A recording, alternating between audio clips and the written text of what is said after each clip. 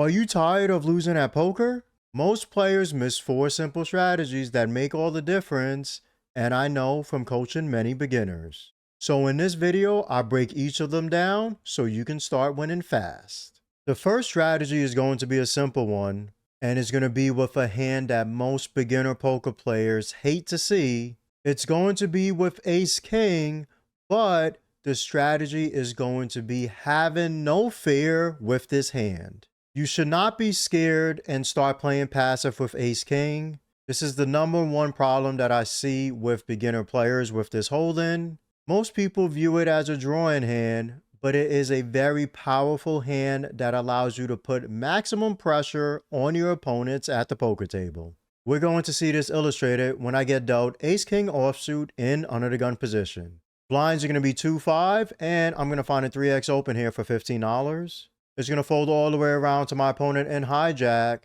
They are going to be putting in a 3-bet for $50. It folds all the way back around to me, and this is when I see beginner players start to make this mistake with Ace King. Instead of taking the aggressive route, they start to take the passive route and just put in the call here. They are very scared of their opponent putting in the 3-bet. What you need to know, though, is not everybody who is 3-betting at these lower stakes are just always going to show up with aces and kings here. Also, keep in mind, by having an ace and a king in our hand, it is harder for our opponent to show up with pocket aces and pocket kings. You need to be aggressive, so I'm going to be putting in a 4-bet. And not only is it going to be a 4-bet, I am going to be going all in, which if you're new here, I like to call an Aunt Jemima moment, and we are going to be jamming our $600 stack. Yes, I'm ready to play for all of it. And after only a couple of seconds, my opponent is going to lay down their cards. We are going to make $57 on this hand, and I didn't even have to play post flop.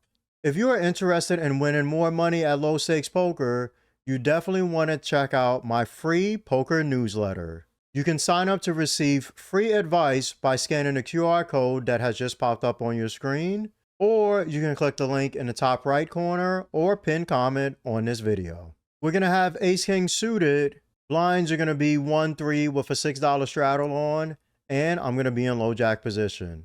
It's on under the gun. They're going to be putting in a $6 limp. In poker, you never want to be putting in limps. And if you see them at the table, you want to be putting in a raise, especially when you have a strong holding like Ace King. As I said before with this hand, you want to be aggressive. So we're going to be raising it up here all the way to $40. It is going to fold all the way back around to my opponent, and they are going to be putting in a call. So we're not just going to take it down pre-flop. We're going to have to battle, and we're going to be going to a flop of 3 King Jack Rainbow. What a good spot for Ace King suited. We have top here, best kicker. So far, it's been a good decision being aggressive with Ace King, raising it up pre. My opponent is going to check. No fear with Ace King is my motto, so we're going to be putting in a continuation bet, and I put out $45. After a couple of seconds, my opponent will be putting in a call. We're going to go to the turn, and it comes the 3 of hearts. My opponent is going to check. And sometimes here, I would see players put their foot on the brakes. This is not the time to do that. We want to keep our foot on the gas with our top pair, top kicker. So I will be putting out another bet on the turn. It's going to be roughly 66% of the pot or so. I put out a bet of $140. Takes my opponent a little bit longer this time, but they will be putting in the call. We're going to go to the river, and it's going to come to 2 of hearts. Villain is going to check, and this is a spot that I see some players are very, very passive with Ace King. They get scared. They don't want to put in that triple barrel. But what did I say in the beginning of this video? We have to have no fear with Ace King. Be aggressive. Do not be afraid when you have one of the best hands in poker. So just as we were aggressive pre-flop by putting in that 4-bet jam, we are going to be aggressive post-flop by putting in that triple barrel. I start to grab my chips, and I will be putting out a wager of $350. This time, Villain goes into the tank. They finally put in a call. I let them know I have ace king suited and they are going to fold their hand. They did let me know after folding they had king queen offsuit. I managed to make almost $600 this hand, which is going to be 2 whole buy-ins at 1-3. And all I did was have no fear with ace king. So when you play your next cash game, make sure you start playing this hand more aggressively. The next strategy is going to be an important one. It's making good folds post-flop. Keep in mind, this is a strategy that most beginner players do lack. The best of the best know when to make excellent folds while they're sitting at the poker table. And we're going to see that here when I get dealt king jack suited in under the gun +1 position. We are playing 2-5. The $10 straddle is going to be on, so I'm going to find a 2.5x open, making it $25 to go. It's going to fold all the way around to my opponent in big blind. They are going to be putting in a call, and the straddle is going to be coming along as well. We're going to be going 3 ways to a flop of jack king 7, 2 spades. Very good flop for me here. I have top 2 pair. I will only be behind to 1 hand, and that's going to be pocket 7s. Once in a while, my opponents in the blind and straddle will not be 3-betting pocket jacks. But keep in mind, by me having a jack in my hand, there is only 1 combination of jacks left in the deck. And even though they were not the pre-flop aggressor, we're going to see villain in big blind come out with a donk bet. And if you're not familiar what a donk bet is, it is taking over the betting lead in poker. I was the initial aggressor pre-flop. When we get to the flop, both of my opponents in big blind and straddle should be checking because they were not the aggressor. Donk bets do happen a lot at lower stakes. You just have to know how to play against them. So here they will be putting out a bet for $35. The straddle is going to fold. Remember, just about a minute ago, I did break down my opponent's range. I feel really good when I have top 2 pair here. So with my hand being so strong, I'm going to be putting in that raise in position, and I'm going to be bumping it up to $125. After a couple of seconds, my opponent is going to be putting in a call. We go to the turn, and it's going to come to 8 of hearts. 10-9 is now a straight. My opponent is going to check. Thinking about our opponent's range, it's hard for them to find a random lead here with 10-9. Majority of the times when lower stake players find donk bets, they sometimes are at least going to have a piece of the board or at least some kind of draw. On this specific flop, that draw can be any 2 spades. They can also have queen 10. It's really hard for them to have 10-9 because they're not open-ended.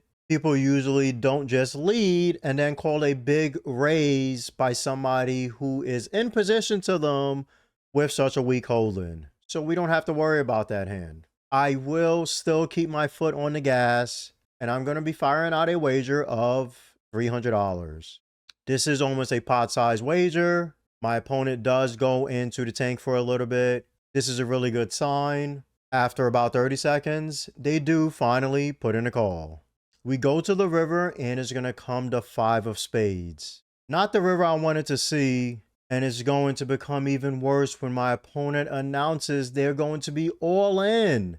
This is going to be a donk bet jam. I'm not going to immediately put in a call. I go into the tank. I start thinking about my opponent's range. One key thing to note here is that this is almost a pot-sized donk bet jam.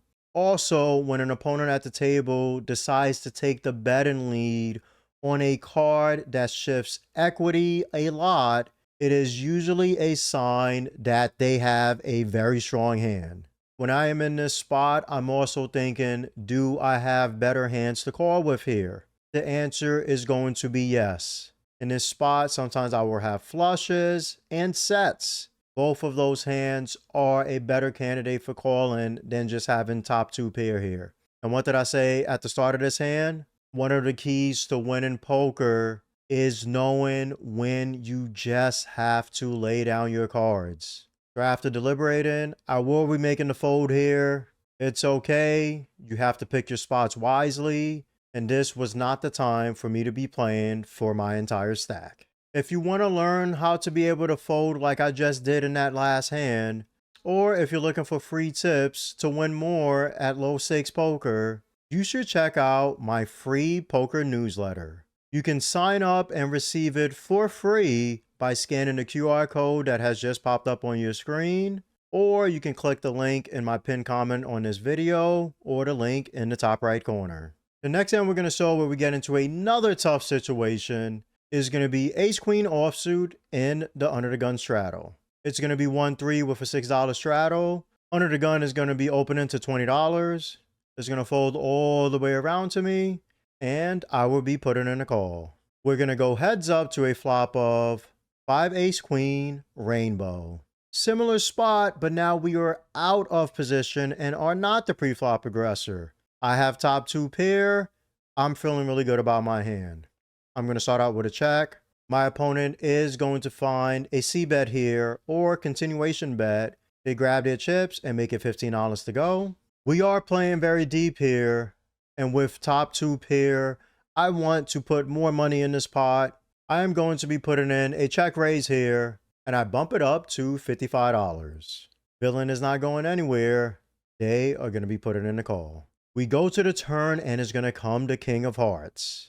A lot of problems with this turn here. My opponent is going to defend jack 10 suited here because they know if they turn a king, they're going to have the nuts. Also, they will still have ace king in their range. So now at this point, my hand is starting to become a bit vulnerable. So because of all those reasons, instead of betting large here on the turn, I am going to be finding a smaller wager. I grab my chips and put out a bet of $55. That is going to be about roughly 30% of the pot. A couple of seconds goes by, and villain is going to be raising in position. They raise it up to $155. Now, if there's a note to take here from this hand, it is better to fold versus extremely odd aggression than it is to start putting in calls. Think about how this hand is played out. On the flop, my opponent did C-bet, and they faced a pretty well-sized check raise from me. They do call, and then on the turn, I did continue to bet in, and my opponent still had a strong enough hand to put in a raise in position. When you put in a check raise and then get raised yourself on the turn or the river, this is an extremely strong line in poker. I can tell you right now, at low stakes, it is almost never going to be a bluff. There's just no way I'm going to be ahead here. I believe I'm just drawing dead. So with all of those factors, I take my cards and I'm going to be folding. After I folded, I did let my opponent know that I had ace queen. They tell me out loud that they could not believe I found a fold there with 2 pair. That is a clear indication that I was massively behind. So make sure next time you're playing poker, you find some very big folds versus extremely odd aggression. The next strategy is going to be extremely valuable, so make sure you take notes. You need to be fast playing your good hands. We're going to see this strategy demonstrated when I get dealt pocket fives in small blind. Blinds are going to be 1-3. And my opponent in under the gun +2 is going to be opening for $15. Folds all the way around to the button. They put in a call. I put in a call in a small blind. And big blind is coming along as well. We're going to be going 4 ways to a flop of 4-3 jack rainbow. We're just going to have second best pair. I'm going to check. Big blind checks. The original pre-flop aggressor is going to be finding a C-bet here. They make it $20 to go. Button is going to fold. I put in a call, and big blind lays it down. We're going heads up to the turn, and it's going to come to 5 of hearts. We now have a set here. I'm going to check. We are also playing extremely deep, so keep an eye out on the stacks for this hand. My opponent will be putting in that double barrel. It's a very weird small size. They only make it $20. Versus such a small size, there is only one option here because I want to fast play my good hand. I have a set. Yes, my opponent can sometimes have a straight here, but with the 5 of hearts coming in on the turn, the board is getting a bit wet here Do you really think my opponent is just going to be firing out a bet of $20 into a $100 pot when they have a straight? They are never going to be doing this. So we can confidently put in that check raise, and I'm going to be bumping it up to $250. Now, this is when this hand takes a turn. Villain is going to be putting in a 3-bet, and they're going to be re-raising it up to $500. They pretty much just 2x my raise. Because of this odd 3-bet, I do go into the tank for a little bit, but as I did break down the hand and my opponent's range, they shouldn't have a straight here a lot based on their sizing on the turn. So because of that reason, I will not be folding. I'll be putting in the call. We're going to go to the river, and it's going to come to 4 of hearts. I now have a full house, 5s full of 4s. I am going to check. After a couple of seconds, my opponent is going to announce that they are all in for $900. Very big bet, but this is just a snap call. My opponent is going to turn over Jack 4 offsuit. Look at the hand that they turned over. Number one, in low stakes poker, people just call too wide and don't know how to fold. We are going to get paid with so many worst hands very often. Number two, the situation that just happened here, people are not aware of the strength of their hand. Think about it. They only had 2 pair on the turn. I check. They put in a double barrel. I check raise, and then they 3-bet me on the turn. How can you find a 3-bet here with only 2 pair? You're just going to be behind to so many hands, and this player was not aware of that. They thought that they were ahead, and that's why they upped the stakes on the turn. I personally would not do that in this spot with 2 pair versus such aggression. This is why slow playing does not make sense when you're playing lower stakes. I am going to profit $1,500 on this hand, which is a lot of buy-ins at 1-3. So stop laying traps and start putting in more money to get paid. If that strategy helped you, don't you want access to more strategies for free? I know you do, so check out my free poker newsletter. I am consistently helping a bunch of poker players with this newsletter and have received amazing feedback from it. You can sign up by scanning the QR code that has just popped up on your screen, or you can click the link in the top right corner, or by clicking the link in the pinned comment of this video. The next strategy is going to be a funny one because I see beginner poker players struggle in this type of pot all the time. Here's my advice. Never go broke in a limped pot. At lower stakes and mid stakes, you will have some situations, especially when you're in big blind, where you're going to be playing a lot of limped pots. You should not be limping yourself, but other players in your games are going to be doing just that. So let's see what happens here when I get dealt Jack 9 offsuit in the big blind. We're going to be playing 5-10. Under the gun is going to be putting in a $10 limp. It folds around to villain and cutoff. They're going to limp. It folds around to villain and small blind. They limp. Good spot for me. I don't have to put in any additional chips. I'm just going to check my option. So there's going to be 4 of us going to a flop of 10-7 ace rainbow. So keep in mind, everybody at the table who is in this hand had the opportunity to raise it up, but they chose not to. Small blind's going to check. I'm going to check. Under the gun is now coming out with a massive bet here. They bet pot, making it $40 to go. Cutoff is going to be putting in the call. Small blind's going to fold. And yeah, I only have Jack 9 offsuit. But if an 8 were to come somewhere in this hand, I'm going to have the nuts. We are playing very deep here. I'm getting some good odds. So I will be putting in the call. We go to the turn and it's going to come to 8 of spades. Perfect turn for me. I now have the nuts, aka the best hand possible. I am going to check.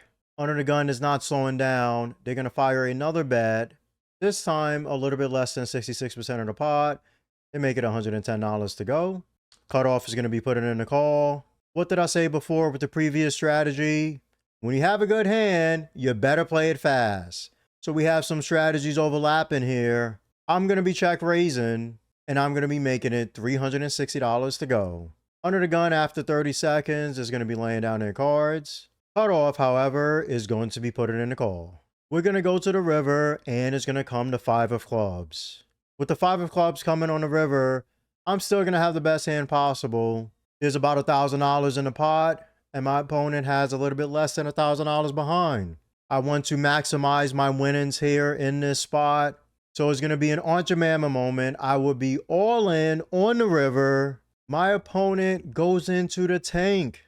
A minute goes by. We're at a minute and a half. They finally put in the call. I'm going to turn over Jack 9 offsuit.